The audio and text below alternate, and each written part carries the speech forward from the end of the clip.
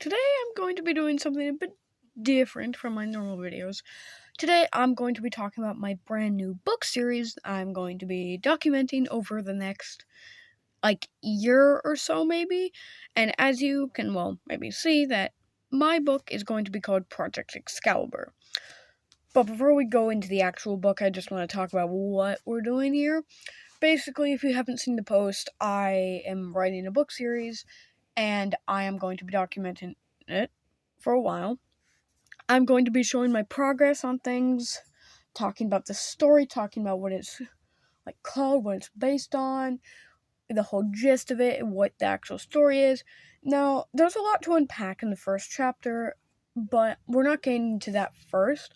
I'm just going to talk about what it's about, what it generally is, just to give the gist of it. Of course, the name is Project Excalibur, as you can see here. We have my beautiful blue pen, or not pen, pencil, but the whole point of the name is that it's based off of a dystopia. If you don't know what a dystopia is, basically a utopia is a perfect land, everything's perfect, and a dystopia is the opposite of that. Not perfect, destroyed, everything is gone. And this is based hundreds of, maybe even millions of years in the future. Basically, the whole world has had so much technology, so much power, and that they are now what I call the Excalibur contract. And what I basically mean by that is the world got so full of technology, it destroyed itself. Now they're back in the Stone Age. And this is where the Excalibur thing comes in. Excalibur is the name of a volcano. The volcano was something scientists were tampering with to see if they can do anything with it. They were trying to make a nuclear weapon. Yeah, you can probably think if they're trying to make a nuclear weapon, that's not going to go well for them. And it didn't. They successfully made a nuclear weapon, but then they kind of activated it and it destroyed everything. Now there's these little particles that calling it the Excalibur ash. Just gonna put some dots here to represent that.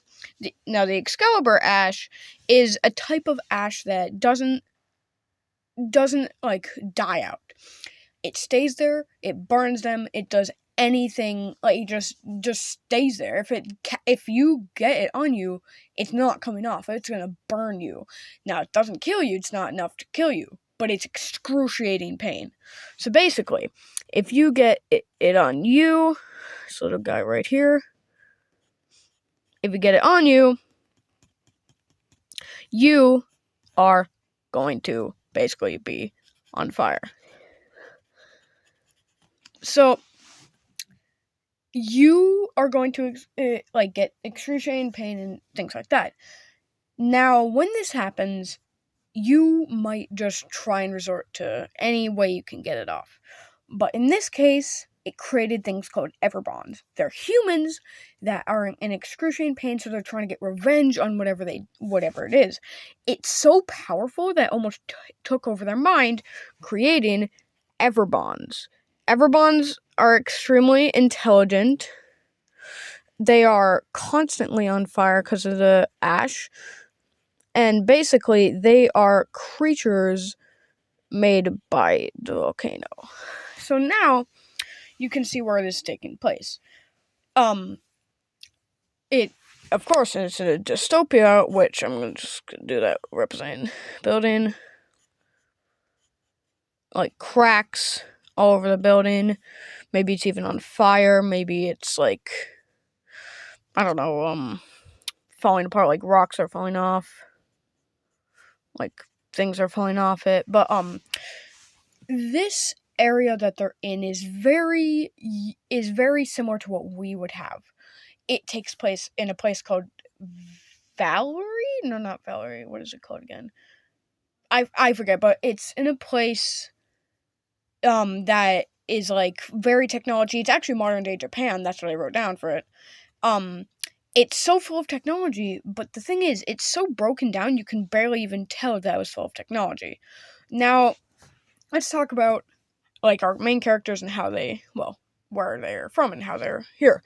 So, the main characters woke up in things called pods. Now, pods are very weird technology. They make it so when children are born, it hyperspeeds their age and makes them learn. It basically makes it so parenting doesn't have to even exist.